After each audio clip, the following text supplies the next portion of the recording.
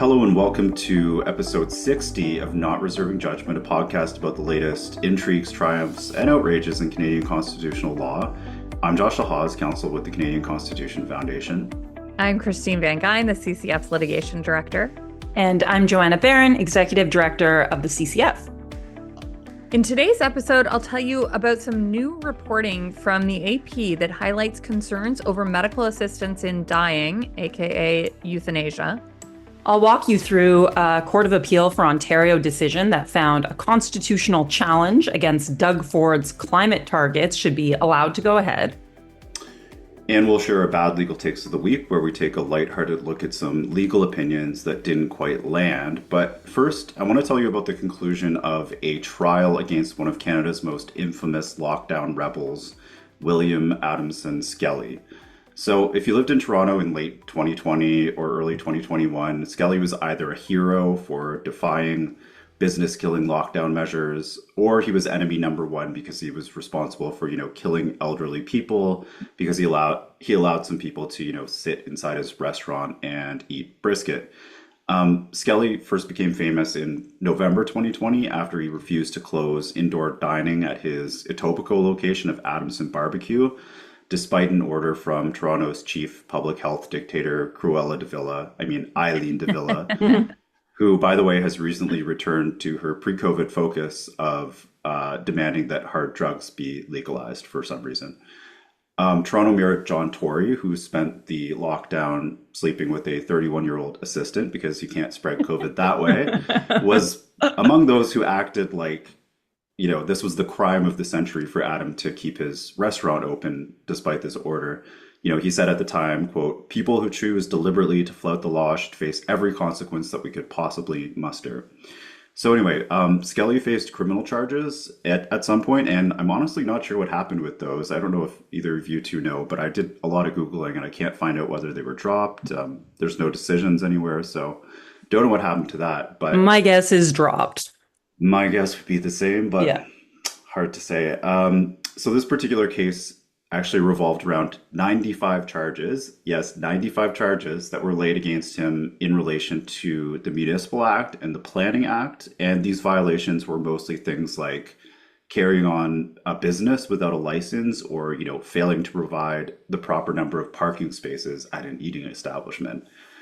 And these charges, they don't directly relate to the famous refusal to shut down indoor dining, but rather to a second location that had been operating before this and at some point got converted to a food truck during the pandemic. And I want to read you a little bit of the summary of the facts that Justice of the Peace CanLII wrote after a trial that Skelly, by the way, didn't attend, just as a reminder of kind of how silly things were back then. So it reads, "The defendant, William Adamson Skelly, is the sole proprietor of a business, Adamson BBQ. This business was operating as an eating establishment serving takeout barbecue dishes, including brisket, spare ribs, pulled pork, turkey, and chicken, as well as a number of side dishes and beverages. Bylaw enforcement officers with the city conducted numerous investigations and on many occasions throughout the offense dates found the business operating and serving customers food." I know, I'm getting chills. So basically, the judge, or this Justice of the Peace, found Skelly was guilty of 17 of the 95 counts, and Skelly faced up to $425,000 in fines, which would probably be especially hard for him to pay because it seems like his businesses have ceased operation.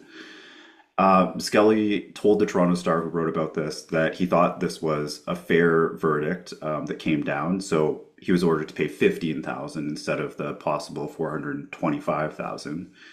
And I think that's probably right, because on the one hand, it is important for people to respect the law and to try and change it through the proper channels. If we all just ignored the law as we please, there would be no rule of law, and we would be living in chaos. And there's also a need to deter people from breaking laws like this, even if you think they're kind of dumb laws that shouldn't be treated very seriously. On the other hand, as the JP noted, there was no evidence of actual harm caused by this operation of this, food truck without a license or the lack of parking at the food truck. And quote, The mere fact that these charges were laid during the lockdowns should not be used as a factor to describe a greater offense and thus an elevated penalty. And I think most interestingly, the JP rejected the Crown's request for a higher penalty because the Justice of the Peace said the conduct of the enforcement agency was excessive. And the Justice of the Peace noted that bylaw attended almost every single day for the span of 10 months and laid charges for each appearance. And, Maybe you they know, liked the brisket. It's amazing. I mean, The brisket was really good. Like, yeah, you know, this could just be their lunch break every day, yeah, right? yeah. Wouldn't surprise me. Um, the JP also wrote, the defendant argues that they were unfairly targeted for escalating enforcement due to their defiance of the COVID-19 lockdown rules. I have no direct evidence that there was any deliberate effort by the city to target the defendant's business.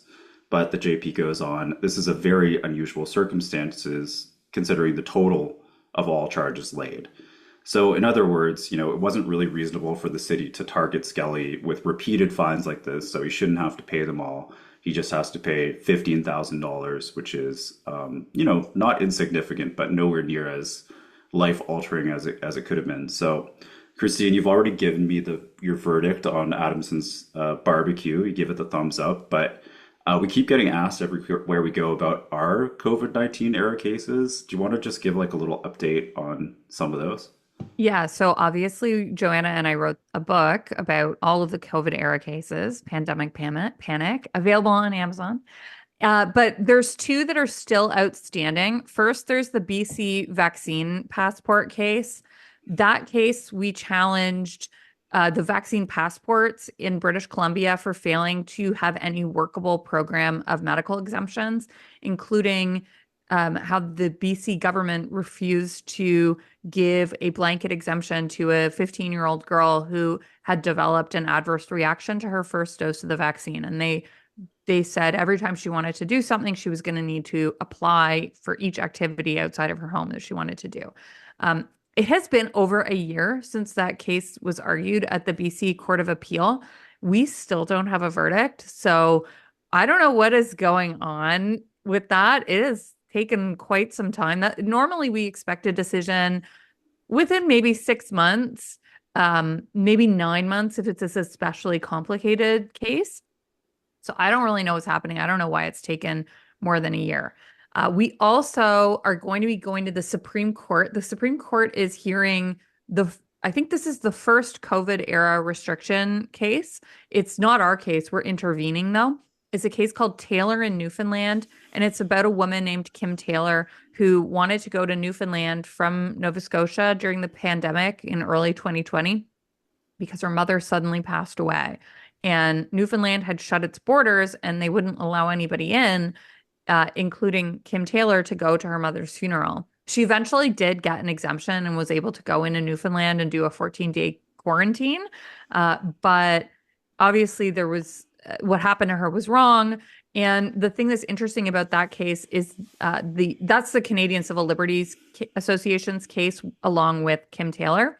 We're intervening. The issue we're intervening on is whether or not there is any right at all to mobility within the provinces. Like if you have a right at all to go from Nova Scotia to Newfoundland, we think that not just the text of Section 6 of the Charter affirms that there is such a right, especially when you compare it to the French language. When you compare the French and English texts of the Charter, we think it's pretty clear there is such a right. But also, if you look at the pre-Charter history of Canada, like we are clearly one country. If you look at Section 121 of the Constitution Act, that guarantees the right to interprovincial trade. So why would there not be a right to send goods across borders, but not people? So it's an interesting case headed to the Supreme Court, and we'll be intervening in that. Adamson's barbecue, amazing. They actually catered my wedding. This was in 2018, so before any of this happened. I think it was the best barbecue in Toronto, and some of the best barbecue I've ever had. Notwithstanding that he kind of lost the plot like later. I do agree with his stance on the lockdowns, and I do think that was so destructive to small businesses, these extended lockdowns, and like bankrupted families who'd invested everything into their business. But he ended up having some conspiratorial thinking later on in the pandemic that I really objected to. I basically stopped following him once he posted a meme saying that the world is controlled by Zionists and, quote, international bankers, with a picture of an octopus, which I personally find offensive and anti-Semitic. So I no longer support that individual, even though I agreed with his stance on lockdowns. Anyway, we'll go on to an even darker subject, which is my news headline: medical assistance in dying, or euthanasia, or assisted suicide, whatever you would like to call it. And there was some recent reporting by AP that revealed some pretty wild stuff about the expansion of MAID in Canada that's based on some documents that they obtained exclusively. So let me give you a little bit of background for those of you who may not know what the current status of MAID is. Basically, back in 2015, the Supreme Court, in a case called Carter, ruled that a law that banned euthanasia for terminally ill patients was unconstitutional. And they held that this should be something that's legal for adults who clearly consent, and they also have a grievous and irremediable medical condition that causes enduring suffering that's intolerable. And the court in Carter specifically said that there must be stringent limits that are scrupulously monitored. And it is that part that does not seem to have happened. MAID began to expand.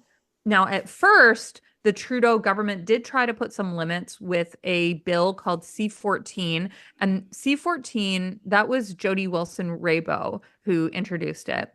And it initially restricted euthanasia only to competent adults who were enduring intolerable suffering. That was sort of mirroring the language from Carter. And it was only available in cases where death was reasonably foreseeable. It also mandated a 10-day reflection period.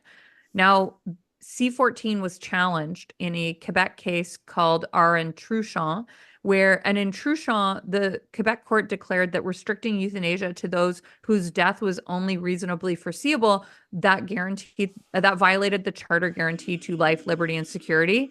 Even though I guess the right to death is part of the guarantee of life and security. And it also violated, they said, Section 15 of the Charter, the anti-discrimination provisions. So in response to Truchon, the government did not appeal, either the Quebec government or the Canadian government. And so then the Trudeau government introduced another piece of legislation, C7, and C7 relaxed or basically eliminated some of the safeguards for patients whose death was reasonably foreseeable. So it removed the 10-day waiting period. There's now only a requirement for a single independent witness. It removes the requirement to offer palliative care.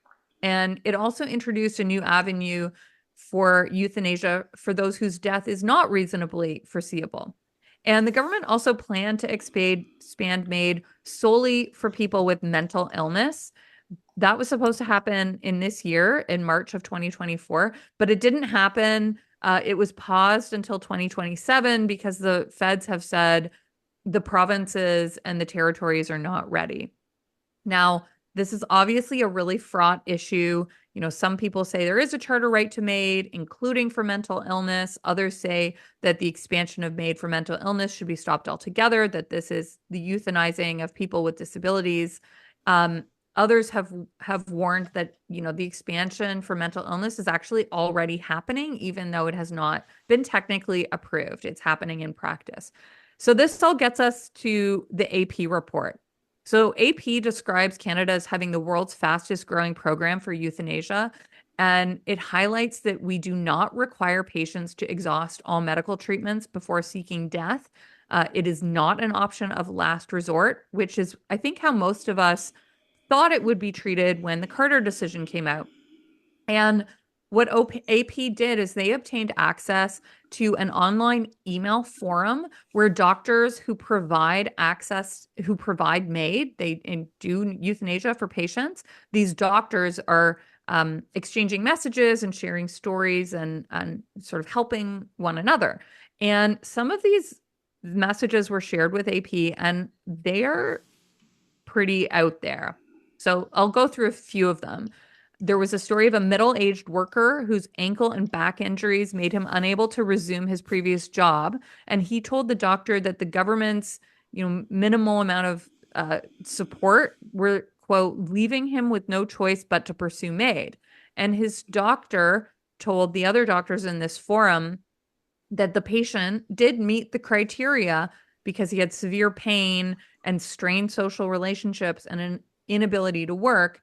And others agreed. And they said the man is in pain, even though this doctor was concerned that part of the reason this man wanted MAID was because of his income, because his low amount of government support he was receiving.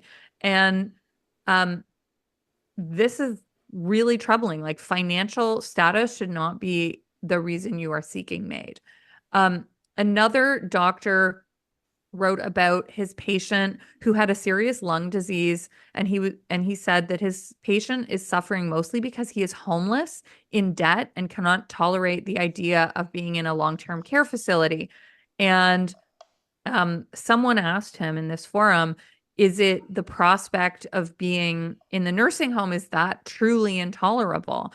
And another doctor or another participant in the forum said that the prospect of looking at the wall or a ceiling waiting to be fed and have diapers changed is sufficiently painful, and that man was ultimately euthanized. Another case involved a woman in her 80s who required dialysis. She lost her husband, her sibling, and her cat all in a very short 6-week period, close to one another. So she was dealing with grief, and her MAID assessor said she was suffering, and her request to die was tied to her husband's death rather than a medical condition. Another case involved a healthcare worker inquiring whether anyone had euthanized someone just for being blind. And one MAID provider said, yes, he's had 4 such cases. And one of them involved an elderly man who, quote, saw only shadows. And he was also his wife's caregiver. When he requested MAID, he wanted his wife to get MAID at the same time.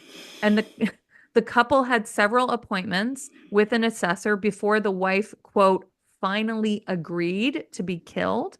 And the provider said that he ultimately did not give MAID to the wife because she randomly died right before the scheduled euthanasia. So the reporting also describes a document from the Ministry of the Solicitor General that was sent to all MAID providers that described some, quote, lessons learned from non-terminal cases. And one of those cases involved a 74-year-old patient who suffered from high blood pressure, a stroke, and blindness, among other difficulties, who was increasingly dependent on their spouse, and increasingly dependent on their spouse. And they expressed their interest in MAID to their family physician due to their blindness, and they were basically losing hope that their vision would improve. The report said that there were a number of instances in that case where the legally required safeguards weren't met. There was no assessor or expert versed in the non-terminal condition that was involved in the decision to grant MAID. And there were limited efforts to discuss alternatives to death. The report also said that the euthanasia was scheduled around the spouse's preferred timing, and the officials involved questioned whether the patient's death was genuinely voluntary and free of coercion. And independent legal experts related to that case have said that those breaches could constitute violations of criminal law. So these are really, really disturbing cases. And it makes me question whether there was, in some of these cases, voluntary consent to euthanasia, whether that pressure came from financial circumstances, the pressure that might have been coming from the system itself or even from family members. And euthanizing people because they're a burden on society or burden on others, that is monstrous stuff.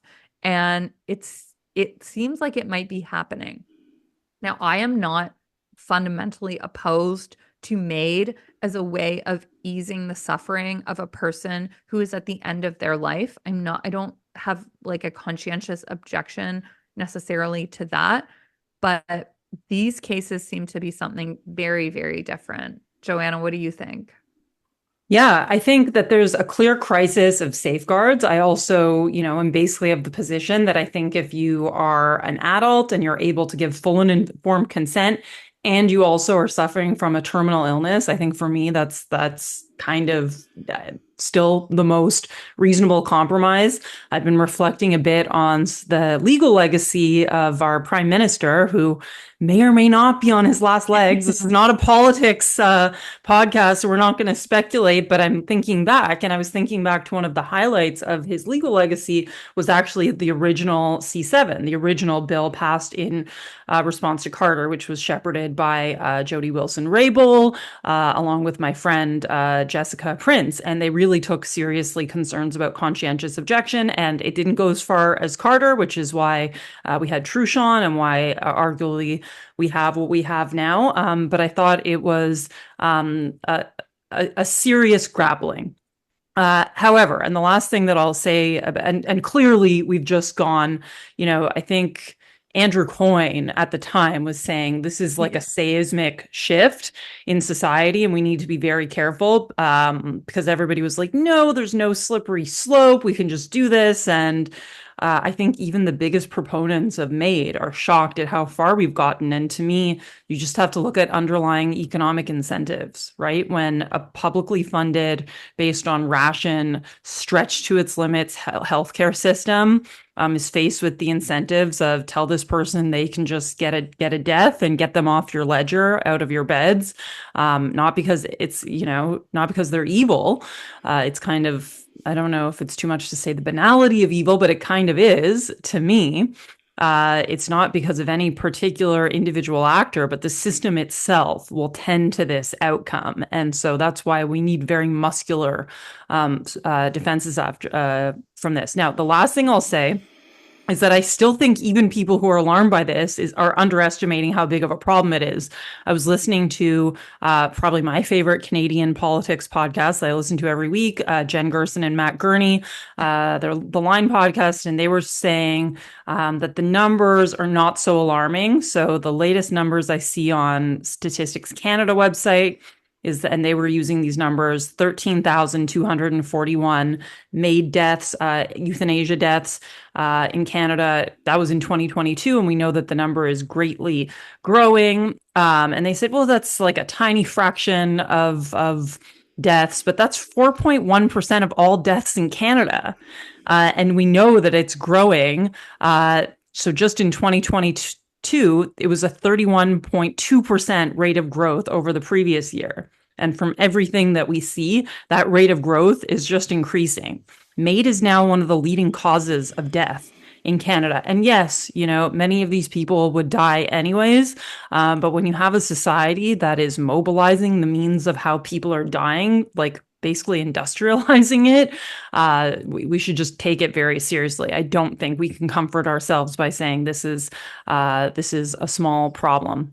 Anything more cheerful to add, Josh? I'm not sure if it's more cheerful.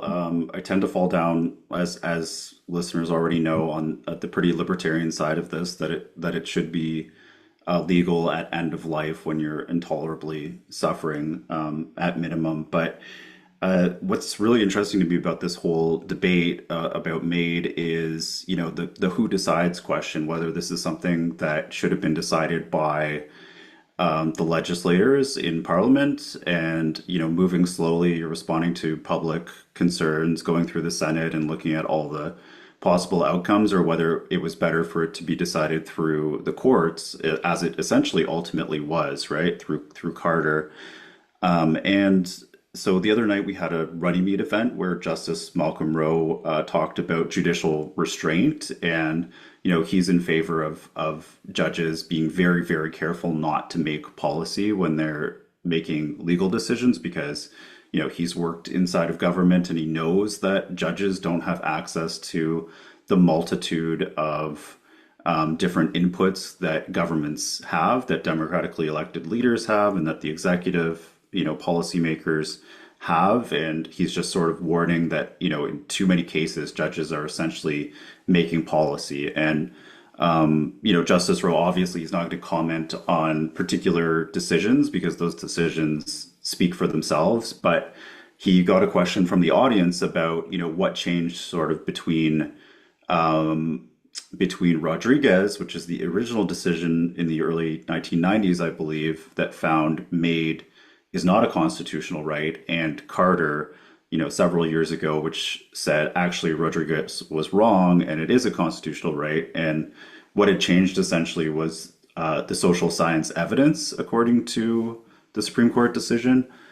And basically that evidence was other countries have done MAID and it's turned out fine and it's not a slippery slope, and therefore this will be a really rarely used thing in only these clear cases where you're causing more suffering by allowing someone to continue without MAID. But if you really think about that, okay, well, the social science evidence from Switzerland or whatever was one thing, and the court said this is all going to work out fine. We have more social science evidence now, 5 years later, that it's not fine, and so now Parliament needs to step in, but they're kind of hamstrung by Carter, by like a Supreme Court decision that says this is like a constitutional right, and to a lesser degree by Truchon from the Quebec court. So it's just a reminder with this stuff that it often is better to just let legislators sort this out, let the political actors sort this out, instead of going to the courts and saying, this is a constitutional right, because in some cases it is, but in some cases like this, it's better left to legislators. So, yeah, that's all I'll say about that. Joanna, do you want to take a break and then we'll do your headline? Yeah, let's take a break. Okay, so pretty interesting, and we'll see how important and influential it ends up being. Decision released from the Ontario Court of Appeal last week. It's called Mathur versus Ontario, and it was brought by a group of young people addressing the constitutionality of Ontario's greenhouse gas emission reduction targets, whether they're sufficient. They allege that Ontario failed to comply with its voluntarily imposed statutory obligations to fight climate change. And the issue was whether that amounts to a breach of these youth's rights under Section 7 and 15 of the Charter. So a little bit of background. In 2018, Ontario enacted the Cap and Trade Cancellation Act, CTCA. It required Ontario to establish targets for reducing greenhouse gas emissions and to prepare the climate change plan. And this group of 7 young Ontarians said that this was not sufficient. At trial, the trial judge found that although climate change poses dangers that will impact the lives of Ontarians, the issues involved were not justiciable under the Charter, because ultimately the climate claimants were seeking a positive right to a sufficient response to the climate change crisis, and this was not within the scope of the Charter. So at the Court of Appeal found that the issues were justiciable. Sorry, that's a bit of a tongue twister. They rejected the Ontario Attorney General's argument that the case involved purely political questions beyond the court's competence. The court emphasized that the case involves the interpretation of legislation, namely this CTCA, and the application of charter rights, which are well within the court's wheelhouse. And here the court is making an implied distinction between whether the government has an obligation to act and address climate emissions, which everybody seems to concede it doesn't. It has the right to do nothing, which we'll come back to in a moment, versus whether, once it is going to step into this area of legislative competency and enact a law, it has to enact one that can be scrutinized for whether it's good or not. So the court found that the youths had standing under Section 7. They found that the application judge made a mistake in her Section 7 analysis and that she needed to consider the cumulative effects of gas emissions and the importance of viewing climate change as a collective action problem. They also found that young people are disproportionately impacted and should be considered. Now, of course, they didn't make a finding on Section 7 or Section 15. The question was just whether the trial judge applied the law correctly. Under Section 15, which is the right to equality, the court found that there was an inconsistency in the analysis of causation, and that the court directed that the relationship between Ontario's actions, or in this case, insufficient action, and the disproportionate effect of climate change on young people should be reconsidered.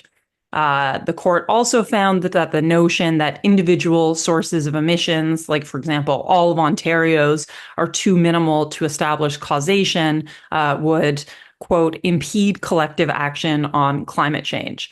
So in the remedy, the court ordered a new hearing to follow the guidelines and the new charter analysis that they proposed, and directed that the issues must be considered afresh and through the correct analytical lens. So the court is not directing the Ford government to do anything specific. They did not strike down the CTCA legislation. They're just ordering a new hearing.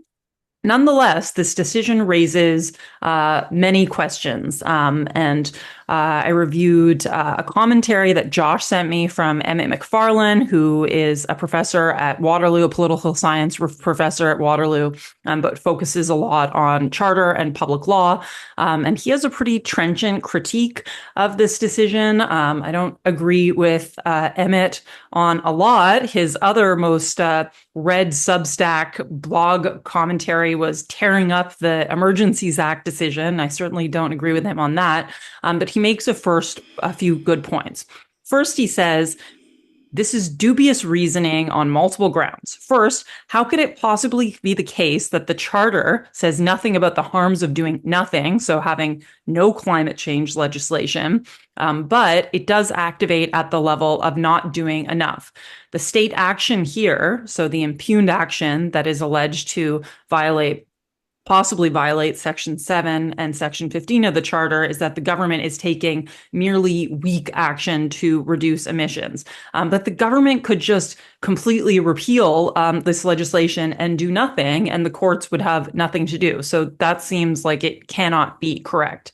And this actually was a little bit reminiscent to me, but different, of one of the arguments that we made in the Canby case, where we said, look, the government doesn't have an obligation to enact healthcare legislation. They don't have an obligation to create a public, universally accessible healthcare system. However, once they do, it does bring in some considerations. And the difference was that then our argument was a negative rights claim, which is, if you're going to enact legislation governing the delivery of healthcare, in this case in BC, and you do so in a way that is badly insufficient and is leading to people dying on waiting lists and not being treated within medically acceptable targets, you cannot also prevent those people from seeking care outside of the system. So it's a negative rights claim saying you can't interfere with me to this extent if you're going to legislate in healthcare.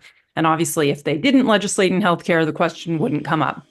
But here they're saying something different. They're saying, I guess the court is endorsing this argument that presumably the Young Ontarians Council made, which is, if you're going to legislate in the area of climate change policy, you have to do so in a way that we as the court find good enough. But you could also just do nothing. So it's a really, to me, difficult and logically labored argument.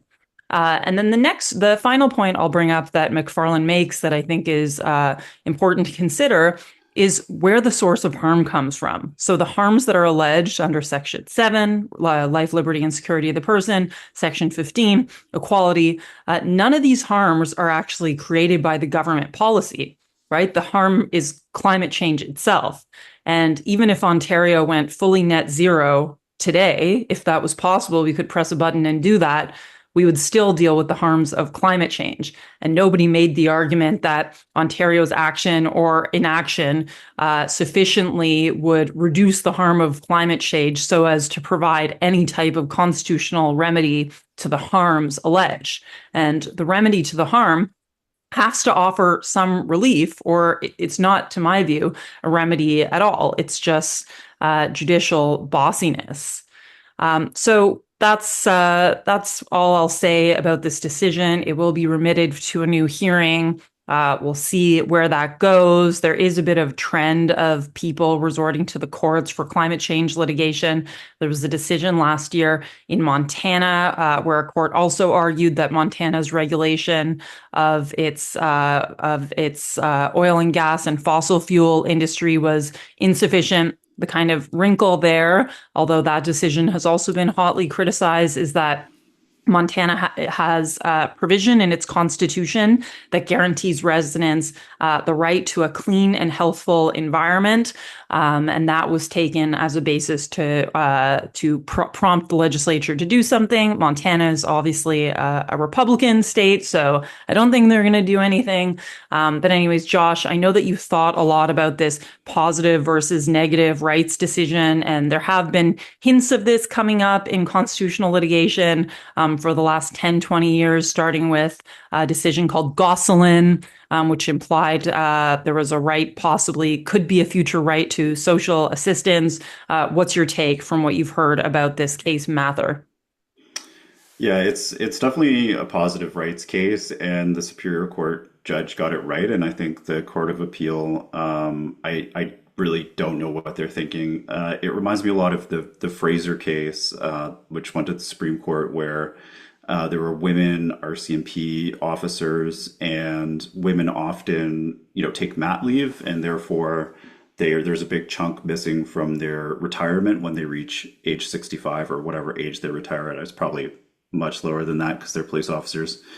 And so the government created a program to assist these women and say, you can job share and you'll end up, you can work part time and then you can have some income when you're, raising your baby, and you can contribute to the pension. But in the end, because of that time off, they still ended up with a lower pension. And the Supreme Court decided that this government program didn't go far enough, because even though it made it easier for, women to transition from, having a baby back into the police force without being completely broke, because it didn't completely close the gap with men, even though women were working part-time for like a long period, it was discriminatory. And it's the same thing here. Like this, it's just absurd. Like Ontario had a law that set a climate change target under the Kathleen Wynne government. The Ford government came in and said, this is not realistic. We're going to go back to the target that we had before. By the way, nobody's meeting any of these targets. So it's a very academic exercise to begin with. And because their law didn't go far enough, according to the court, which says, there's a scientific consensus about what percentage of, Ontario's emissions need to go down for us to hit some arbitrary 1.5 degree warming by X date target. It's simply not good enough, and we're going to make the policy. Like, it's just one of the most ridiculous decisions I've ever read. And I'm hoping that when it goes back to the Superior Court, they will, do the right thing here. But yeah, terrible decision. Christine, what do you think? It actually, this question on positive and negative rights and government action being then reviewed for a charter compliance to what seems to be a positive right. It reminds me of the case that we talked about last week, this Quebec and Bijou Kanyinda case that involved a irregular border crosser from the United States, from the Congo via the United States through Roxham Road, who is suing the Quebec government for not giving her a subsidized daycare spot. And this is the very difference between sort of a positive versus negative right, that she is claiming the guardrails that the Quebec government seems to be putting in place to make that program sustainable, that that the guardrail is discriminatory against her. And if you compare it to the Canby case, like what we were arguing in Canby was that if the system is not functioning, then you need to be allowed to go outside the system, not I have an entitlement for the government to continue to grow the system according to my vision of how it should function. And the courts are the correct avenue to achieving those policy goals. So the very, very different arguments on these positive versus negative. And it seems to be infiltrating sort of like every constitutional right that we have. But I do think Section 15 is the most vulnerable to it, as you described in the Fraser case. Anyway, let's go to our bad legal takes. I'll start with mine. So we've done this whole episode without mentioning the crazy bombshells that were thrown at the Foreign Interference Committee or Commission inquiry. I don't know what inquiry is. It inquiry? Yep. The foreign interference thing. Same difference. That happened last week, where the Prime Minister suggested that there are members of there are conservative parliamentarians and or candidates who have been influenced and or are vulnerable to influence. All of these things are like, or is doing a lot of carrying a lot of weight here. It's doing a lot of the job. So he threw all of this out there. This is crazy. I do think that if there are parliamentarians of any party or candidates, I guess, who are being influenced by foreign governments, like tell us who those people are. Part of the issue, according to the Prime Minister, is that he wants to tell Pierre Poilievre who they are, but Pierre Poilievre refuses to get his security clearance because he thinks, I think probably correctly, that the Liberals would weaponize his security clearance against him. That if he were to get security clearance, he would then know all of these things. He would want to talk about it. And basically anything he may say about what he's briefed on, if he says something, the Liberals would use the criminal justice system to say he violated his security clearance by disclosing information. He doesn't want to be put in that situation. So he appointed, I think it was his chief of staff, a person in his staff to go and get briefed on this. And then the government is then refusing to brief that person. So there's this dispute over the security clearance and that whole issue. So my bad legal takes goes to this guy VJ on Twitter who said, I think one should get security clearance to even run for office, and that security clearance should be good for all things. All politicians' clearance should be reviewed annually and automatically, and the same for all political staffers. I don't know why this is even an option. So I couldn't say it any better than Ian Brody. Dr. Ian Brody said it in response to VJ. And his response was, because in a democracy, we don't let the secret police decide if you can participate in politics. So VJ, bad legal take, and props to Dr. Brody for slapping that one down. Josh, what's your BLT this week? My bad legal take is that Elizabeth May has security clearance. No, that's not it. It goes to a Senator Denise Batters, who was one of many people who tweeted out something like this. But on October 18th, she tweeted out, "Happy Persons Day. In 1929, Canadian women legally became persons." And I don't mean to pick on Batters. Like I said, many people tweeted this out. But as our friend Yuan explained in National Post, it's simply not true.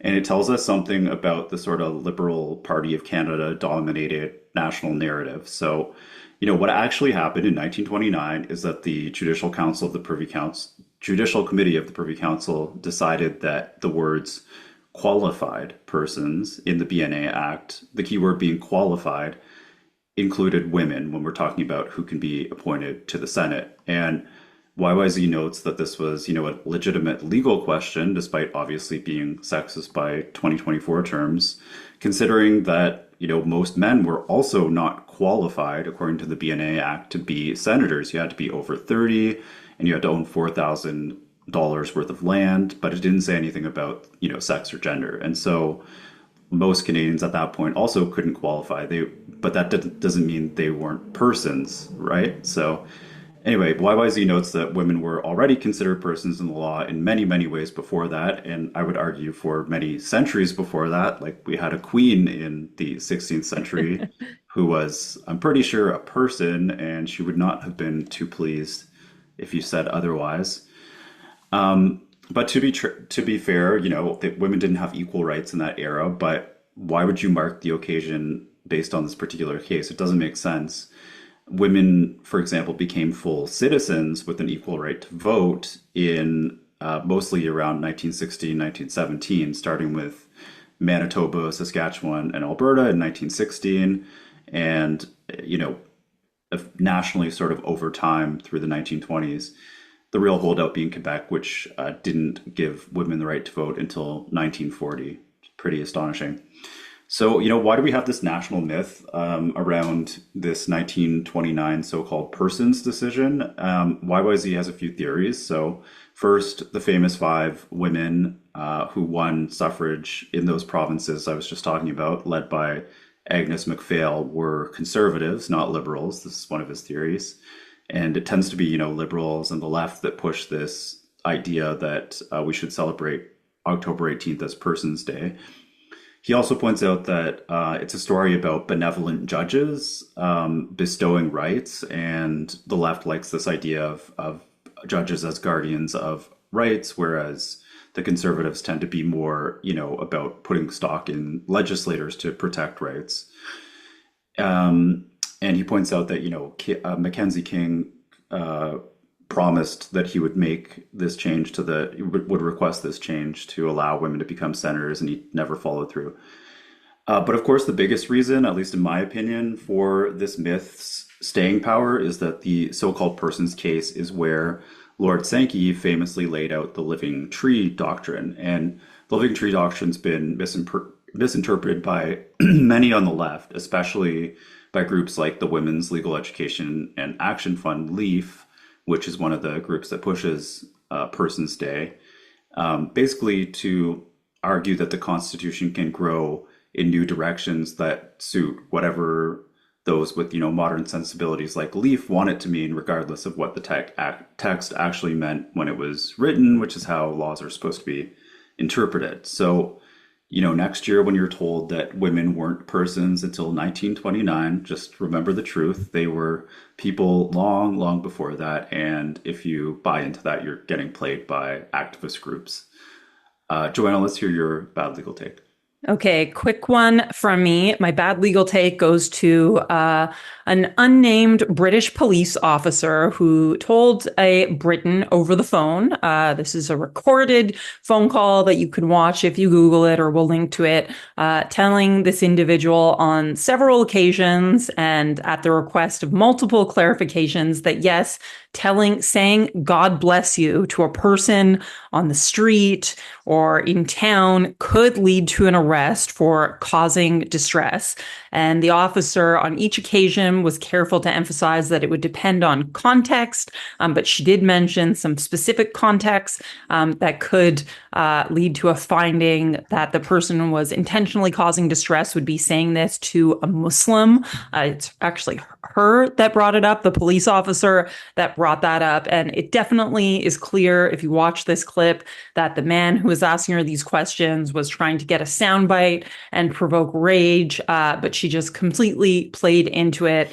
This is like the thin skull theory of liability. Like in tort law, there's a theory that if you push someone and they happen to have a previous condition that makes them way more injured than they normally would be, you can't be held liable for that. This is like way more. Like we shouldn't be catering, particularly in the context of criminal arrest, to people's particular emotional sensitivities. And then the last thing I'll say is, elephant in the room, the city of London has been swarmed by Hamas supporters every weekend in central London for the last year.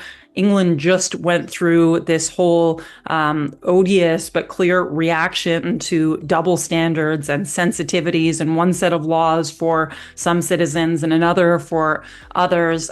You're not doing yourselves any favors by having officers that parrot these lines. So bad legal take to the British police this week. God bless you for sharing that, Joanna. I'm distressed now. All right, that's the show. So as usual, we hope you'll rate us, review us, and subscribe. And you can support our work by subscribing to the CCF's YouTube channel, by following us on X, or by visiting our website, theccf.ca, where you can sign up for our Freedom Update newsletter by our colleague Russ, who's probably mad at us because we were late for a meeting with him. The CCF is a nonpartisan legal charity funded by your donations, so please do donate on our website if you can. Thanks for listening.